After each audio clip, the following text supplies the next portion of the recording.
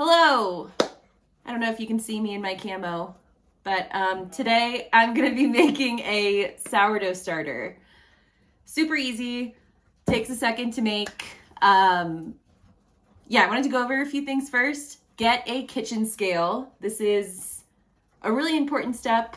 I've seen people, especially if you're a beginner, if you've been doing this, you probably can eyeball the flour to water ratio, but if you're a beginner, get a scale. It makes things a lot easier. Sterilize your jar. We use Starsans. You just squirt some Starsans in there, swirl it around, and then it's sterilized. I always use a scale when I'm starting a sourdough starter and when I'm feeding a sourdough starter. I use different things to cover, either a coffee filter or a cheesecloth, kind of whatever you have on hand. And we live in a cold climate, so I always keep my sourdough starter on top of the fridge. Stays a little warmer, seems to activate it more. But yeah, those are my little tips. I'm gonna show you guys again the above view of making this, so that way you can see what I'm doing. Super simple, and it comes together in like a second. So this is just starting from fresh, no sourdough. I'm gonna feed it the same way the first 3 days, but I'll tell you more about that in a second. Okay, so here's my handy dandy scale. I have it set to grams. And I'm gonna do 100 grams of flour and 100 grams of water. I'm just using all-purpose flour. Oh, almost there. Okay. Little over, but I'll just do the same amount. I'll do 102 of water. That's fine.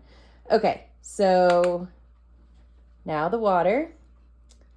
We're gonna try to get the same reading, just equal parts basically. If it's a little over or under, it's not a big deal, but you definitely want to get it as close as you can.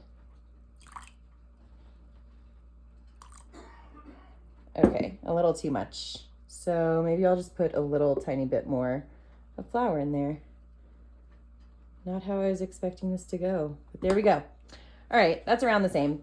I always use a fork to stir it because it always gets clumped up if you use a spoon.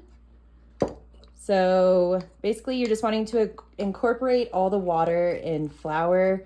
It'll get really thick in there, and you just want to keep working it. That's why a fork is a lot easier, because it kind of just combs through everything instead of getting clumped up. And I'm going to feed this the same amount, 100 grams each, for the first 3 days. And I'm not going to discard any. So usually when you feed a sourdough starter, you're supposed to discard half before you put in the fresh flour and water. But to start out, I'm just going to do 100 grams of each for the first 3 days and get it really active. And then that's when I'll start discarding the sourdough starter, and I only feed it 60 grams of flour and 60 grams of water every day. But I'll probably do another video on that, so we will see. But as you can see, it's super mixed in. There's no clumps or dried flour anywhere, no pockets of water. So that's what you're looking for. I want to try to clean off the fork, put that all back down, and there you have it. It's as easy as that. That's starting a sourdough starter. Keep it on top of the fridge to stay warm, and tomorrow I'll feed it again. Okay, so that is that. The starter is started. I used a little mesh bag for the lid. That'll keep it nice and breathable. This will go on top of the fridge, and I'll go ahead and feed it again. I mean, every day, but for the next 2 days, I'll feed it 100 grams of each. I'll do another update video when the feeding switches and kind of do this whole thing. But that's the starter. Super simple, super fun to make.